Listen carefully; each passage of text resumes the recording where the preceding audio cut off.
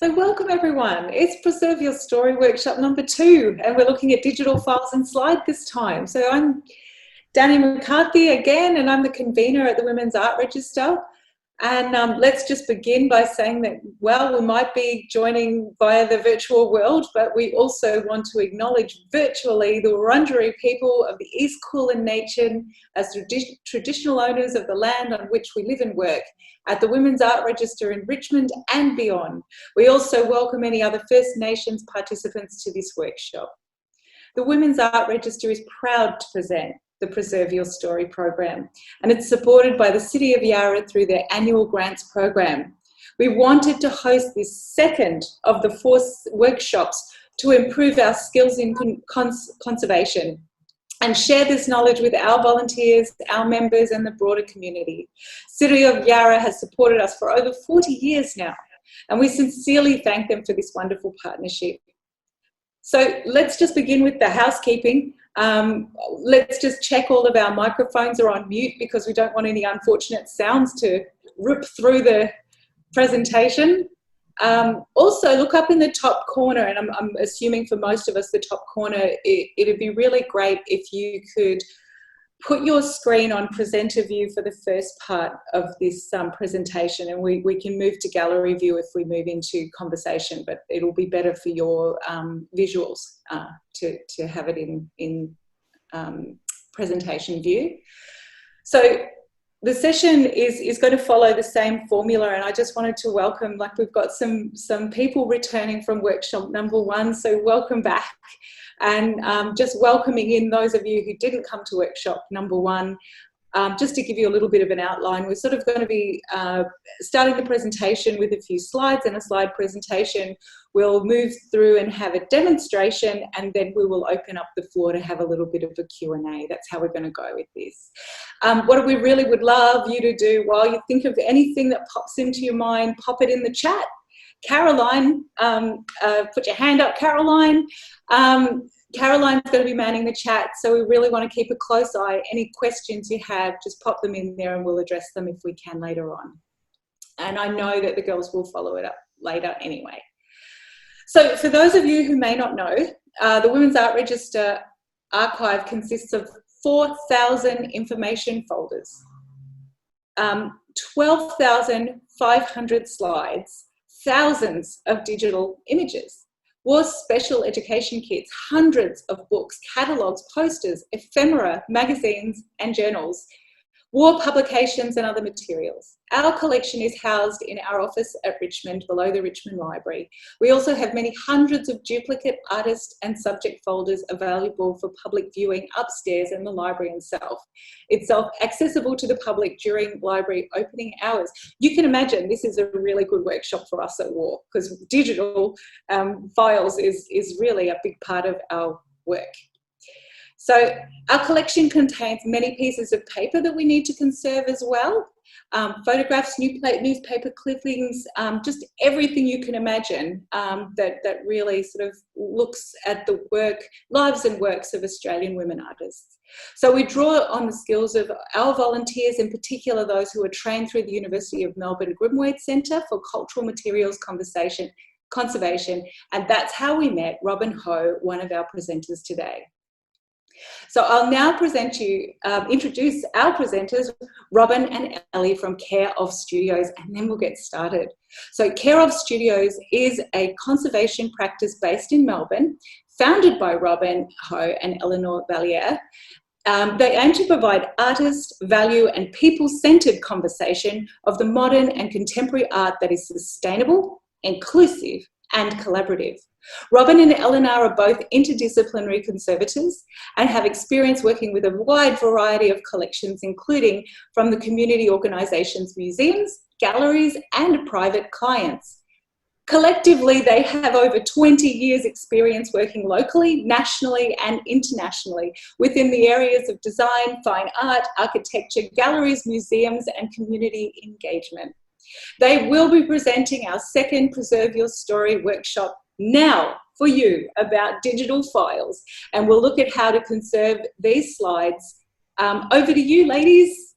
Thank you, Danny. So yes, we'll just switch over to our presentation. Share screen first. Sorry.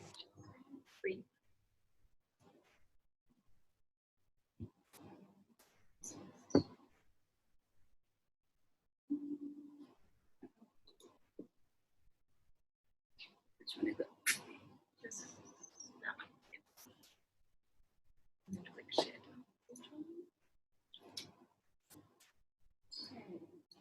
Okay. We go. So, to begin, we'd also like to acknowledge the traditional owners of the land on which we meet today, the Wurundjeri Wurrung people of the Kulin Nation, and pay respect to their elders, past, present, and emerging. We acknowledge that sovereignty has never been ceded, always was, always will be Aboriginal land.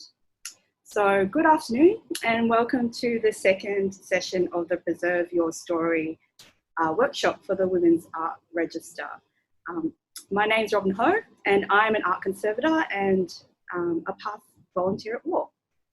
And my name is Eleanor Vallier. I'm also a conservator and have also volunteered at War in the past. And as Danny said, we run a conservation studio in Collingwood called Co Studios. So in today's webinar, we'll discuss caring for digital and electronic media, as well as photographic slides and negatives. So we've chosen to cover these topics as they do have some commonalities in the complexities and the type of materials that is contained within it. Okay, so increasingly, museums, galleries, libraries, and community organizations such as War are digitizing older media or incorporating electronic media into their collections. As the interest in electronic media increases, people are becoming more concerned about how exactly to preserve these formats. Equipment to access older media are becoming increasingly hard to find, and in response, these objects are being digitized so they can be viewed with modern equipment and to ensure access in the face of imminent deterioration of the fragile original media. So in this workshop, we'll try to give you an overview of what exactly slides and electronic media are and what are they made of. What are the common types of degradation that you might see in your personal collections? What are the best ways to store these objects? And what are some simple preservation approaches you can do at home? We'll also have some useful resources at the end, and then we'll have a demonstration and a Q&A session. So we decided to focus today's webinar on photographic slides and negatives, as well as digital media, as they share some common challenges in their preservation. So one, they require both the original media as well as the equipment to access it to be preserved. Number two, they all use modern materials such as plastics, and these kind of materials and their degradation has only really been recently understood by conservation and studied. And three, they use technologies that become obsolete much quicker than traditional cultural material types. So this workshop aims to only provide a real brief overview, as each object can have really very specific and complex needs. The technology involved is really technically complex, and museum conservators often collaborate with engineers and technicians to come up with kind of nuanced conservation solutions. So, yeah, as we mentioned, if you... That's okay. As Danny mentioned, if you have any questions throughout the presentation, please put them in the chat. We'd love to address them at the end, and yeah, we'll go from there. So if you have any questions that don't get covered as well, you can always welcome to send us an email at the end of the session. So let's get into it. Okay, so we'll start with slides and negatives. What are they? What are they made of? So photographic slides and negatives can be made of glass or plastic. Today we're just going to focus on plastic slides and negatives, as they're the more commonly found in home collections. So the basic structure of slides and negatives begins with a flexible plastic base material. This is coated in an emulsion layer which contains the semi-transparent image. Slides have a positive image and are often used for projection, whilst negatives have a negative image and are used to make photographic prints. I'm sure we've all got them back from the photo processing place along with our prints. Colour emulsions consist of generally 3 distinct dye layers, where you have your 3 colour types that make up the colour image, and then black and white prints consist of 1 layer with a reactive silver salt emulsion on it, much like a photographic paper. So a protective top coat of clear gelatin is then applied over the emulsion and to the back to stop it curling. Now, the composition of the plastic substrate has changed over time, and the different types of plastics that have been used as a base are where the major degradation issues often arise. We will get into that. But prior to the 1920s, slides and negatives were likely to be cellulose nitrate based. So this type of plastic is the most unstable. In the 1920s and 30s, cellulose acetate was introduced and overtook cellulose nitrate as the primary material for negatives. So while it is more stable than cellulose nitrate, cellulose acetate also has stability issues. In the 1960s, polyester film was introduced, and this is what film is commonly made of today. It's very stable, the polyester base, and it's often referred to as safety film. And the fact that it needed to be referred to as safety film gives you an idea of how unsafe the other 2 material types have been. If you're unsure about what type of plastic you have in your collection, those sort of date ranges might give you a good idea of what you've got, but also a quick Google of the product name and any sort of other identifying features of it should help you identify what type of plastic you have. The one thing I will say is that cellulose acetate is also still being used today for any sort of motion picture negative film, because the polyester doesn't really work in the machines as well, and it's more likely to break. So they're both not so much cellulose nitrate, but cellulose acetate is still around. Yeah. And then electronic media. Again, what are they and what are they made of? So the main carriers of media for digital information are generally in 3 categories. There's magnetic media, optical media, and flash media. Magnetic media is when audio, video, and data is stored in a magnetized layer that is on a tape or disc. So the media is then accessed or read by devices with magnetic heads. So recordable magnetic tapes were first introduced in 1935 when sound was recorded on cellulose acetate tape. Since then, more modern tapes have been produced using different magnetic metal coatings and polyester tape bases. They're commonly found in home collections in the form of VHS tapes and compact cassettes. The magnetic layer can be composed in 2 ways. So there is one, the metal particulate tape type, where the magnetic particles are kind of suspended in a polyester urethane binder. So that's the first diagram on the left.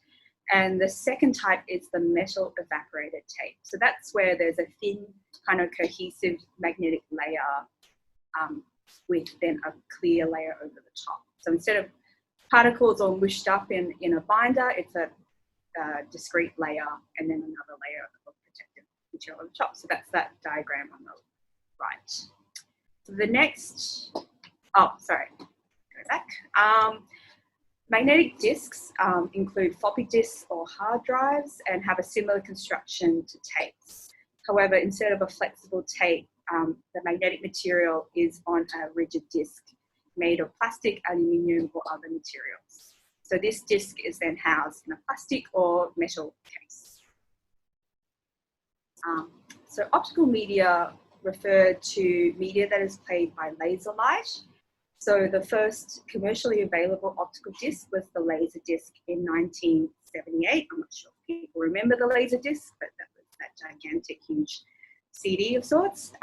Soon afterwards, other optical discs appeared, starting with CDs for music in 1982. So Discs are kind of composed with three parts. So there's a clear polycarbonate kind of plastic disc, then there's a reflective metal layer, and then a clear protective coating over the top of that.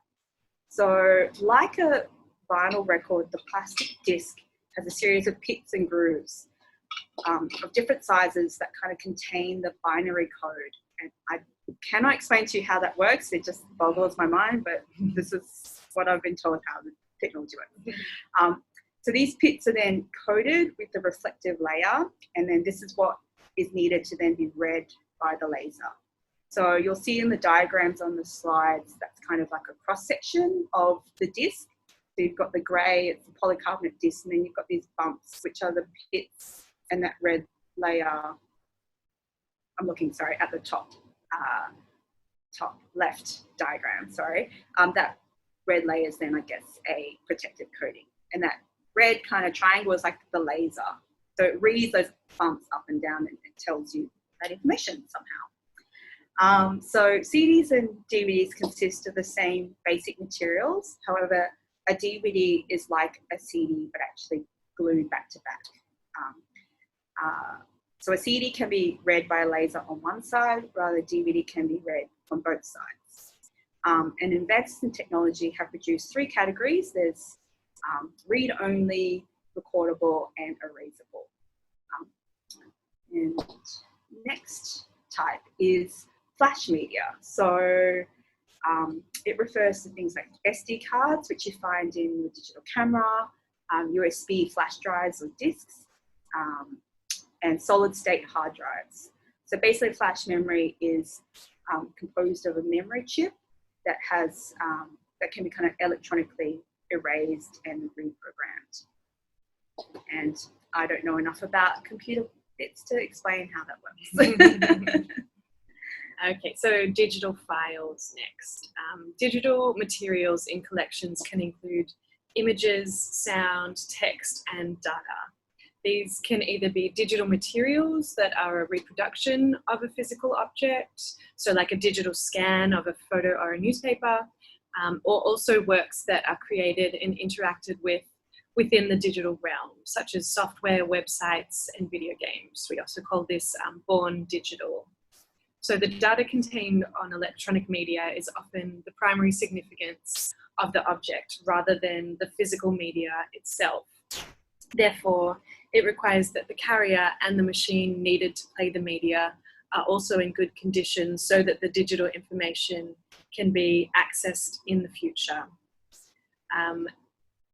Okay, yeah, get into that a bit more later. But so we'll go into degradation that you might see in your materials here. So going back to slides and negatives, as we mentioned, cellulose-based plastic negatives and slides can be really chemically unstable, particularly cellulose nitrate. So regardless of their initial stability, once the degradation process happens, once they start to deteriorate, it goes really quickly from there and it can get quite bad quite quickly. So in high temperatures and high humidity, cellulose nitrate can decompose rapidly, and it poses a really high risk to collections in the following ways. So the formation of acidic compounds that can damage nearby materials. So it's also known as off-gassing. So as it degrades, it produces these gases which are then damaging to other materials you might have around. It also poses a really big fire hazard. So as cellulose nitrate begins to degrade, the temperature at which the material will spontaneously combust lowers and lowers and lowers to the point that if you have really degraded cellulose nitrate, it might just burst into flames one day with the right conditions. And to exacerbate things, as cellulose nitrate burns, it releases oxygen, which then sustains the fire, making it virtually impossible to extinguish until all the material is burnt through. So if you do have any cellulose nitrate in your collection, it's really good to identify that and make a bit of a plan. Cellulose acetate films are less scary, but they also deteriorate quite quickly. Now, the way they deteriorate, it's the decomposition of the acetate compounds that make up the plastic. This is known as vinegar syndrome. So the smell of the acetic acid, which you might know as vinegar, in slide and negative collections is a sure sign of degradation happening in there. So if you smell any sort of vinegar coming out of your slide or negative collections, you know that you have some active degradation happening. So that, as well as, you know, that's how you can tell that it's there, but what that can actually result in is shrinking, blistering, and creasing of the emulsion layer as the plastic below sort of shrinks and contracts and deteriorates. So if you detect any smells of vinegar, it's best to remove these offending materials from the rest of the collection so that it doesn't affect nearby objects. Because this acetic acid that's produced is also quite damaging to other objects. Now, as well as the plastic base, emulsion or image layers are also susceptible to degradation. So exposure to light and high temperatures and high humidity can result in chemical changes, such as in color slides, there's differential color fading, and shifts can occur where the color might tend towards magenta, cyan, or yellow, which is the 3 dye layers in that color negative. And then in black and white slides, oxidization, fading, and discoloration of the image silver, which is how the image is formed in black and white, and that's known as silver mirroring.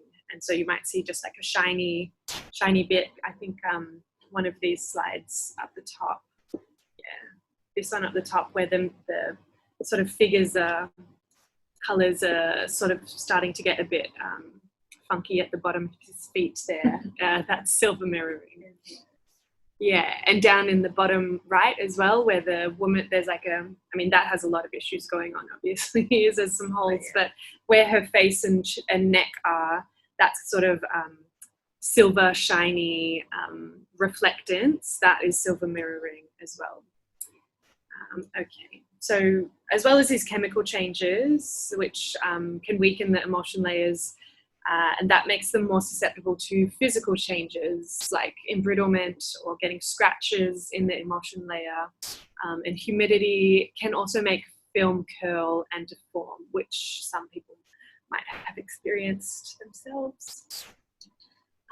And now we'll also go through degradation of electronic media. And even though it's more modern, these objects can present many material vulnerabilities. So physical forces can detrimentally affect electronic media. So for most media, the greatest source of physical damage is dirty or unmaintained equipment, as well as poor handling and cleaning techniques. So common deterioration that you see are scratches, which, you know, is compared to, say, a painting, it doesn't necessarily affect its function as such. For media, it will affect its playability and its ability to access the information.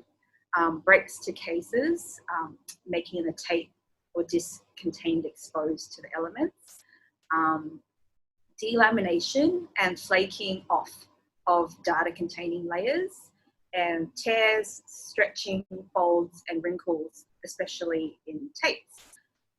High temperature and relative humidity, as well as exposure to pollutants, can cause chemical degradation, which makes the media, again, then more vulnerable to physical stresses that we've mentioned before.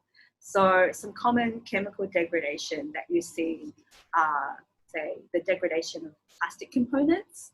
A good example is what's called sticky shed syndrome in magnetic tapes, which causes the tape to become really sticky and to then shed and flake off the magnetic data containing layer. There's also corrosion of the metal components, say, for example, what they call laser rot in CDs and DVDs. That's where the metallic layers kind of corrode and then flake off. And there's also rusting that happens in magnetic tapes as well. Then with heat, you can warp discs, you can change the tension in the tape and they become slack and then can shed some of those layers. There's a thing called print through, or that you find in tape type magnetic media, and it's where the sticky transfer of kind of tape layers onto adjacent tape layers, so they kind of stick onto the back of other layers and then shed some of those layers. And also moisture can cause mold. Electronic media and digital files also degrade in a unique way. So they are completely dependent on software and machines to make them accessible. So technology changes very rapidly and storage media can become obsolete in only a few years. So we call this phenomenon technological obsolescence. So technological changes occur so much faster compared to physical materials. You know, things can become unplayable after almost a few years. And therefore, digital files and media are often considered at more risk than traditional objects. So future access to historical digital files may be hindered in the future due to a number of factors. So one, as we've mentioned, there's non-functioning equipment. Two, maybe missing hardware connections that can attach to the older media. A key example is you don't find floppy disk drives anymore in your computers. Outdated device drivers that can recognize older hardware. So these are kind of plugins and things that make the devices work. And then there's also, on a related note, discontinued or missing proprietary software such as applications or operating systems and plugins to make, you know, certain videos work. Or so yes, it's very kind of interdependent to make any of these files kind of be accessed. So museums with significant time-based media collections often stockpile old computers and equipment, as well as spare parts and software, so that original electronic media and digital files can be accessed. Okay, so the best way to care for any of these materials you may have in your home collections is by keeping them in appropriate storage conditions. And this is, you know, more in the preventative conservation realm of trying to stop any deterioration from happening rather than coming in and remediating it when the damage has already occurred. So the ideal environmental conditions are listed on this slide. However, these are museum conditions and they can often be quite difficult to reproduce them exactly at home. Cold storage, like a freezer, is the ideal for cellulose nitrate and cellulose acetate plastic products, as it can slow and sometimes stop degradation processes from happening in these materials. Cool, dry environments are recommended for plastics that appear to be stable with no degradation materials on it. And so I guess on the flip side of this is that heat and high humidity are the highest risk factors for audio and video tapes, as well as most materials really. You should avoid placing any magnets near any magnetic media, as this will erase their contents. And while preserving electronic media, the aim, as we've mentioned, is to be able to access the information contained on them for as long as possible. So you may need to consider preserving the media as well as the equipment to access it if you do have that at home. However, it is hard to come by sometimes, and this will only get harder as they stop being manufactured and serviced. So it's worth prioritizing objects based on their significance and digitizing the most important within your collection. Now, making a digital copy of electronic and magnetic media is the best way to preserve this information. And you know, the lifespan of electronic media is usually only between 5 to 10 years. So for long-term preservation, digitization is really your best option. This obviously leads into management of digital files. And we'll go into that in the next slide. Yeah, that's its own thing. But yeah, digitization is very, very much the thing that a lot of museums and archives are doing as a way to manage this vulnerability of this sort of material. So for all objects, the physical objects themselves, it's best to provide additional protection to dust and pollutants and fluctuations in temperature and humidity by placing them in enclosures such as boxes and folders. These should be made of paper, cardboard or plastic, which is acid-free and archival grade. Photographic objects such as slides and negatives also require enclosures that have passed the photographic activity test, which we mentioned the last workshop. That photographic activity test, you can find a lot of more information about that on the internet, and you can look for products online or in stores from archival and photography suppliers. For negatives and slides, acid-free enclosures and folders are strongly advised. So degrading cellulose acetate negatives should be separated from the rest of your collection, popped in a freezer perhaps, or a film fridge, and cellulose nitrate collections, while they may appear stable, they're actually, because of the quick rate that they start to degrade, they can be high. We consider them as highly unstable materials, and they should really be stored separately in a freezer due to that potential for combustion. Yes, that's scary. Yes, so I mentioned digital files before, but yes, older media is increasingly being digitized, which poses again then another additional challenge of storing the actual digital files. So you can preserve digital assets with good storage approaches, but it requires you to, and the key thing is to actively manage them constantly. So the best steps to maintain your digital archives are first, identify what you want to save. So gather your files together so that you have access, so that you can assess what you have. So gather all the things from off SD cards, out of hard drives, and just put them all in one place so you can see what you have. Then 2, determine what is important. So go through your files and delete any duplicates, save the highest quality version that you can. Don't save, blurry photos is kind of what that picture says on the slide. Use kind of preservation file formats that are kind of recommended for preservation. So there's a list of file formats from the Library of Congress, and you can look at them online. But things like PDFs instead of Word docs, or JPEGs or TIFFs instead of like a Photoshop file. So having those kind of legacy or archival type file formats is best. Then 3, organize your content. So use a consistent file naming system. It doesn't have to be complicated, but it has to be consistent and it has to make logical sense to you. If you can, fill in the metadata for your files. And you can do that by, if you go right click and you say properties on your files, there's a kind of thing that you can fill out. It could say date, you could put keywords in, historical information. Whatever you think would be useful.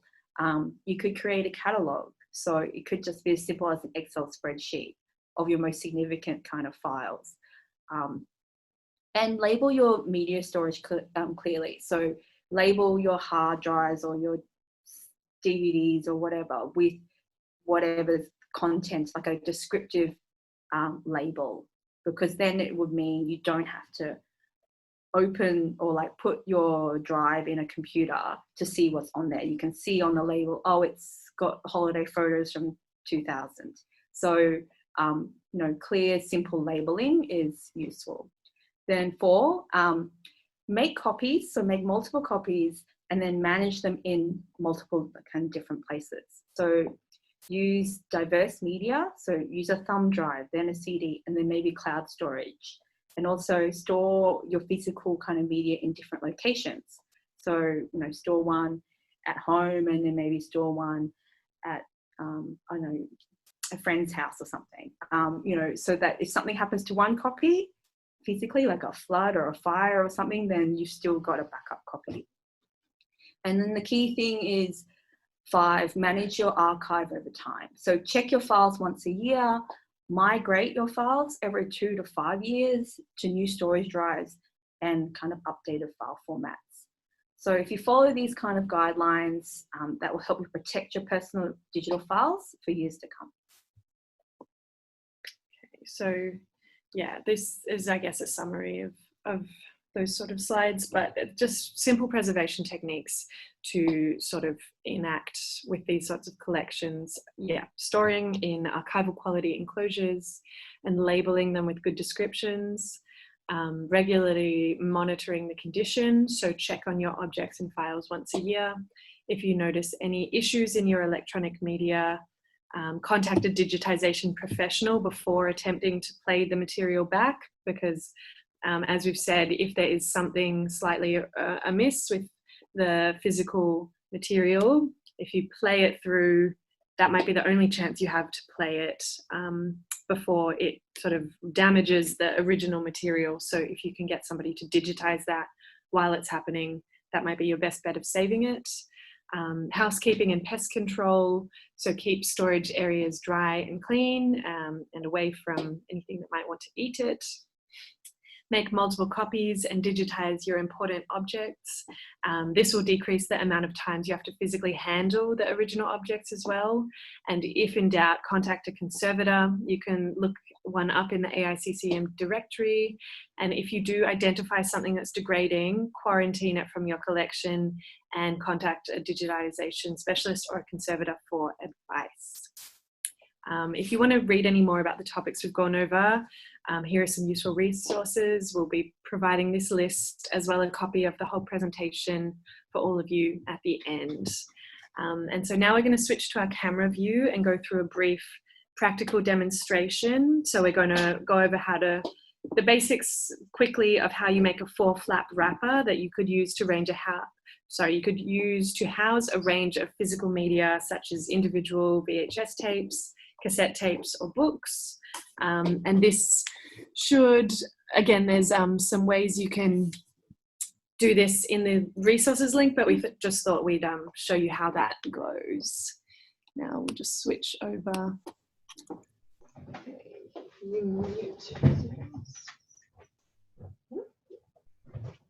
Okay. So what we've got here, I'll move this out of the way. This is 2 examples of ways that you could individually store any sort of precious material. Now these we just made, so I've got a VHS tape in here. That's obviously in its original case still. You can also make a 3-flap wrapper, which would look, basically you just make it without this last flap, so that way you can actually see the name of the tape. So that's a good way to protect it from dust and dirt. And we've also got that one's with a bit of a thick archival blue board. And then this as well, we have, you can see, because it's a protective wrapper, you can write any important material on this rather than on the object itself. And here we've got a thinner archival cardboard, and we've got a cassette tape in here in its original housing. But again, if you had any loose cassette tapes or VHS tapes, so any, home movie cassette tapes or video tapes rather, VHS tapes, that's a really good way to protect them for as long as possible. Now Robyn has mocked up one here. I'll pass over to her and she can take you through how you go about making this.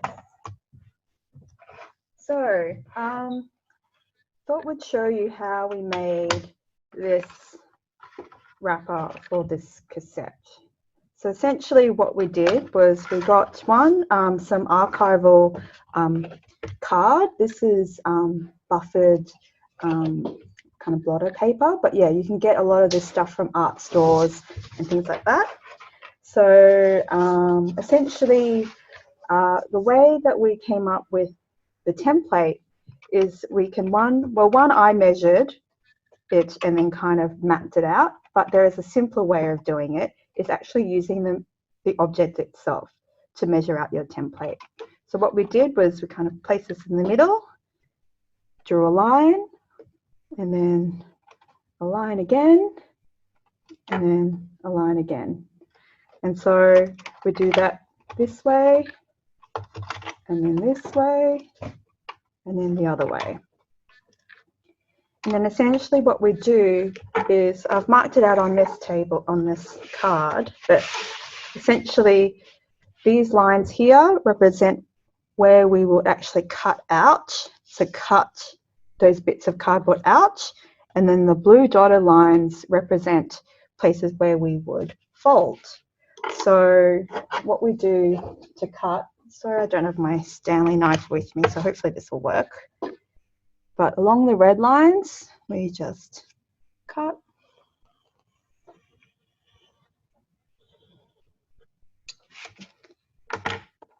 And then with a bone folder, or even a butter knife, the pointy end, on the blue lines, we score. So we're not going through it, we're just kind of depressing that bit and scoring it. And then the red lines. We cut this corner.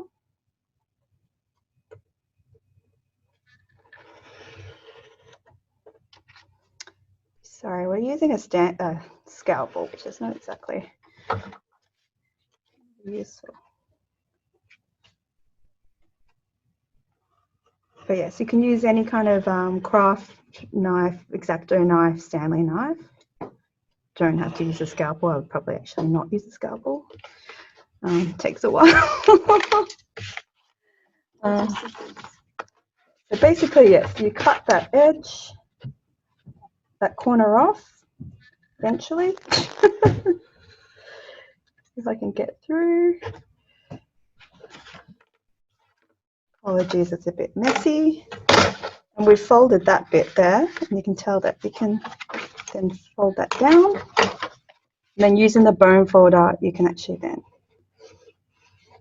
press down that fold. And then you cut this corner, and this corner, and this corner, until you get to this. And then obviously scoring the rest of the blue lines. And then we have a full flat wrapper for this cassette tape. And this is the general process for anything you want to make a enclosure for, say like a book or any kind of object, kind of rectangular object. Then after you've kind of cut it out, folded it up, you can use some cotton tape to kind of tie it together.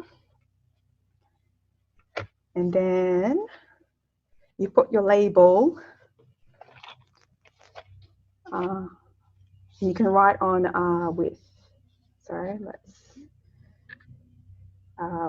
pencil, some sort of descriptive label on your wrapper.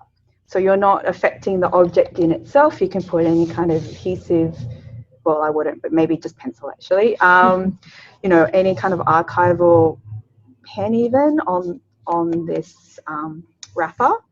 And that's a really good way to kind of label up your objects and also store them. Cool. I think, yes. So yes, I think that's our presentation, and we're just going to switch out over our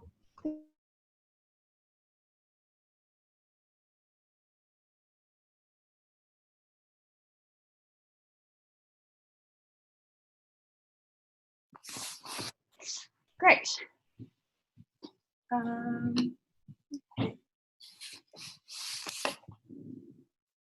Awesome. So do we have any questions in the chat?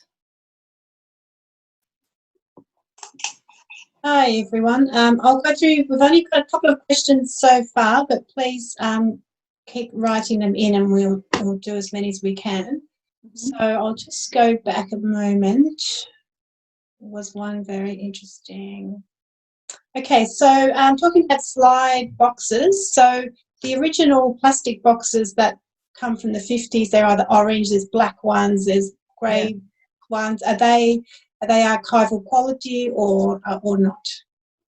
I wouldn't know. I don't think they are necessarily archival quality that we would think of today, but I think a lot of those materials that came with the original materials are really important to keep them together. And the main issues are like, I've had some old films of my father's that were kept in like a rusty metal box that was the original slide tin, that the negatives came out in. And that sort of thing, those materials don't work very well compatibly together. But I would say plastic on plastic is fine. It's more if it's actively sticky, then that means it's probably degrading. But if it looks stable, then it's fine. Like, I think there's no point rehousing things if there's a value in the boxes as well. There's historical value in that. So if they're stable and they're not creating any kind of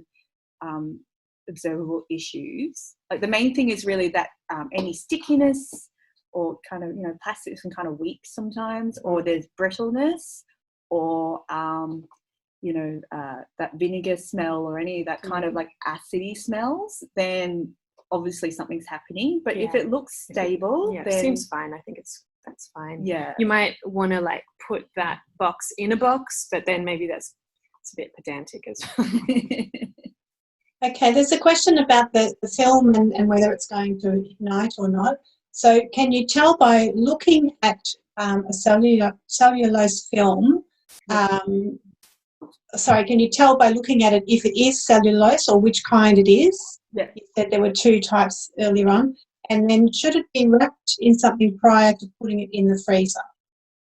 Yeah, so I guess in terms of looking at it, if you are seeing any of those sort of cracking or shrinking or delamination, it's not very simple to see just visually if it's polyester or cellulose acetate or cellulose nitrate, except if it might say safety film on it, or again that sort of date range. Looking is at a good brand name is probably the best way. So the way that conservators have identified plastics is actually kind of destructive analysis. So what they use, it's kind of analytical science area, but it's called FTIR, which is a way in which you grab a little sample and you basically put it in a machine that scans it and tells you what the kind of polymer signature is.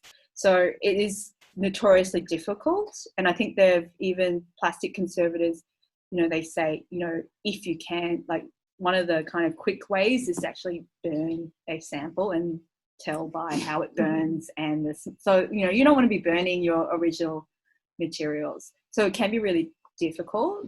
So I think the best way is really to look at a brand name, think about the kind of time frame, when it was produced and where it fits within that sort of history of what's been used. And in terms of wrapping things for the freezer, for photos and slides and negatives, as well as any sort of animal proteins in other materials, unbuffered tissue paper is the best thing to wrap them in. You've got the flip side is buffered tissue paper is good for paper and linen and cotton and all those sort of organic materials. But that's that sort of stuff. You could probably find a bit of info on the photographic activity test standards as well. They sort of list all the things that are compatible with negatives and slides as well. Yeah. So Okay, great. So that's that one. Now, there's just a few kind of comments. So approximately what thickness was the card that you used, the wrapper for the cassette, when you made the full flap? That was just blotter, what they call blotter paper, but it's kind of card where it's like 0.5 mil even. Yeah, that was quite thin, especially compared to the blue board one we used. It was quite thick, and so the sort of wrappers curved over a bit. So I'd probably want to go for something in between, like a mount, like folder stock, sort of that like sort of off yellow archival cardboard that's quite thin, but you can basically reuse any material you want to make that, as long as it's archival quality. And I guess with the thicker boards, you do have, it's more protective in that there's more structure, but it's harder to make a flapper because of the folds and the thickness. So if you have thicker card, then if you're going to make a wrapper, then maybe account for the thickness of the material. And with the folds, you might need to do like V notches so that it can actually fold in on itself rather than kind of bunch up. So yeah, it can be difficult. Okay, so there's a question about digital images on a USB. So when you're sending them to a gallery or sending them to another third party. So Anna says that she sends a display copy and then a sealed copy for archiving. Is that a good way to go, or is there something else that she should be doing? And then that's assuming that the institution is going to be archiving their own shows and things as well. Yeah, so I think that sounds like a good that's the best way to do it, I think. And a lot of institutions have their own protocols as to what they accession. So often if a museum is buying, say, a time-based media work, there's a lot of negotiation in the acquisition about the file formats, how many archival copies, etc., etc. So they often, if you have the pleasure of being acquired by a major institution, then they will tell you what they want.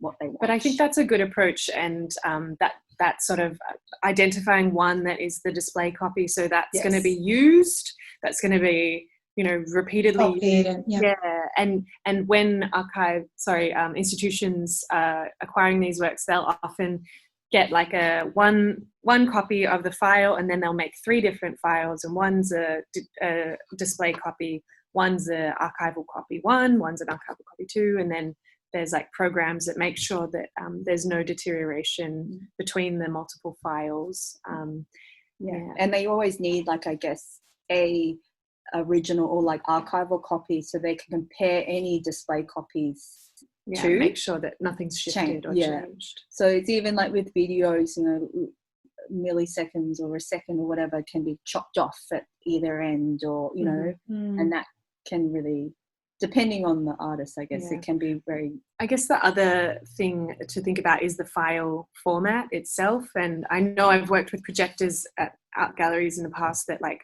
only take MP4 files, and you've got an MP, whatever other type of, you've got another movie file, and it's getting them to talk to each other is a real pain. So that the US Library of Congress has the list that we mentioned of preservation file formats, and I would assume that they part of that list is trying to make it as easily readable and sort of open format, open source as possible. So you're avoiding like exe files or like anything that is tied to proprietary software like QuickTime Player or VLC AutoCAD files or Vectorworks or whatever. Like there's definitely certain things that it's kind of tied to the software and makes it really difficult. Because they want you to pay for their program before you can use their file types.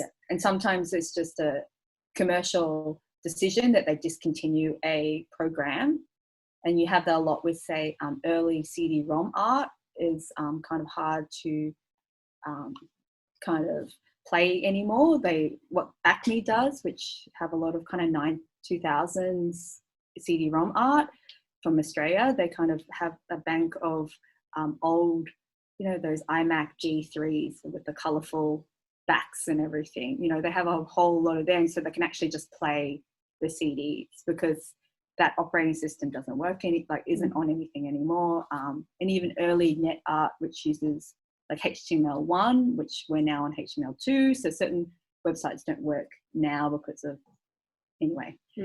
so there's a lot of kind of complexity, and I think the kind of advice on how to archive that stuff is kind of constantly changing as well, because they figured out there are better file formats, or maybe there's it's constantly evolving. Yeah, so it's best to have things as varied as possible. Yeah, and just to monitor them frequently, because again, things change. So then to migrate them into updated formats, to do your, have a look and go, oh, now the advice is to save it as this. So then do it sooner rather than later. That's really the thing.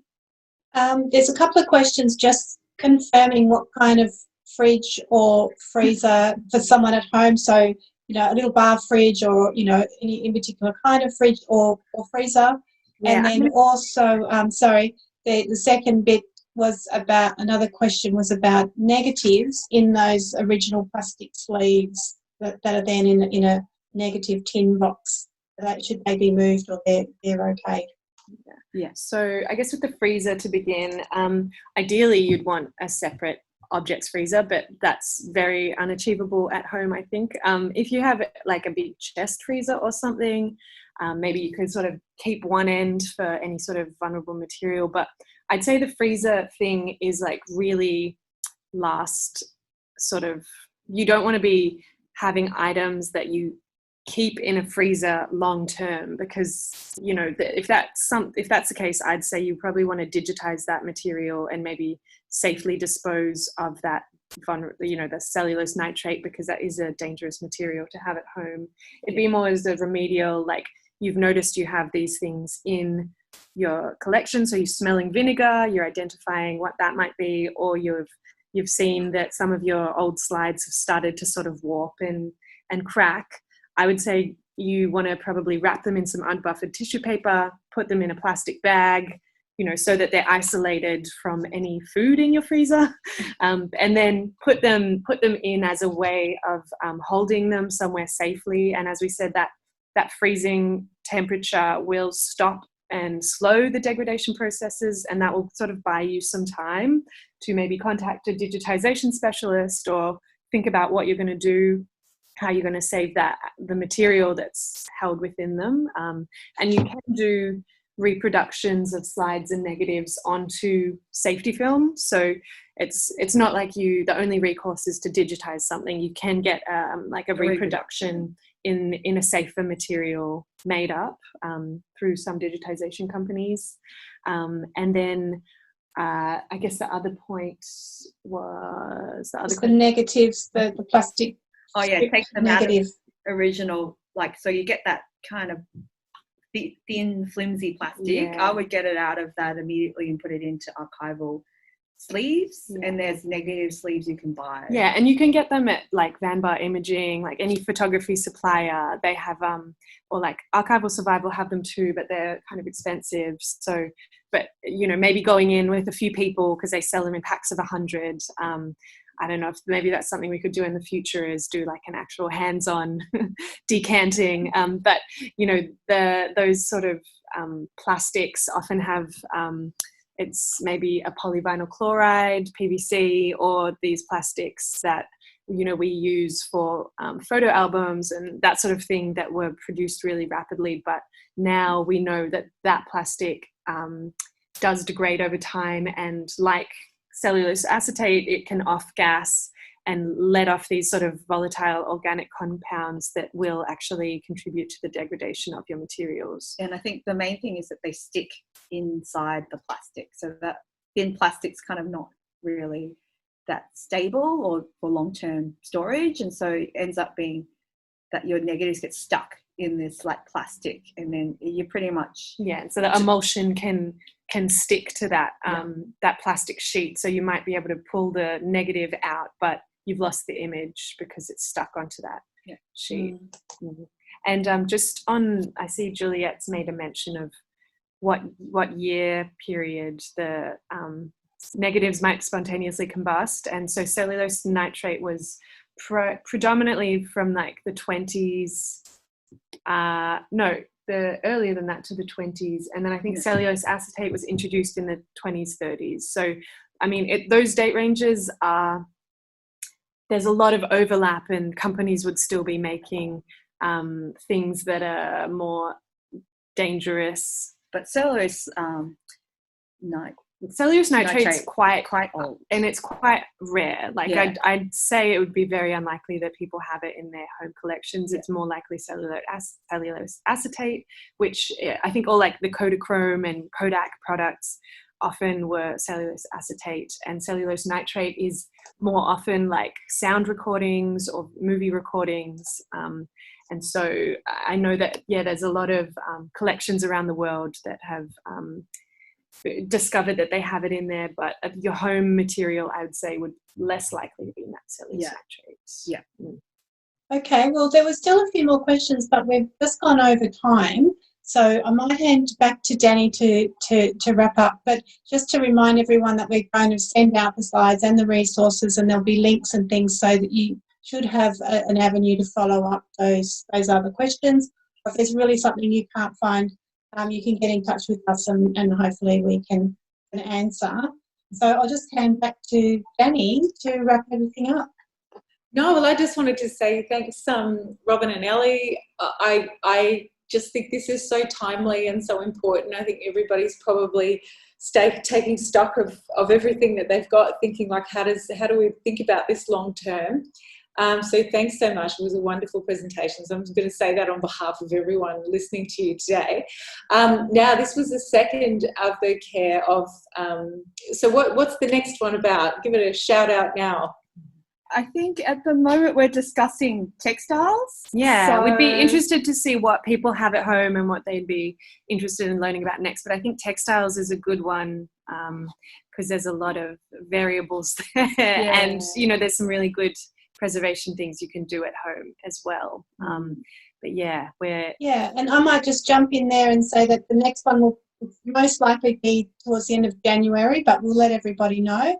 And then the final one will be late February, and that will actually be in the library in real life, assuming we can still do that. And so, we'll send out information about those final two.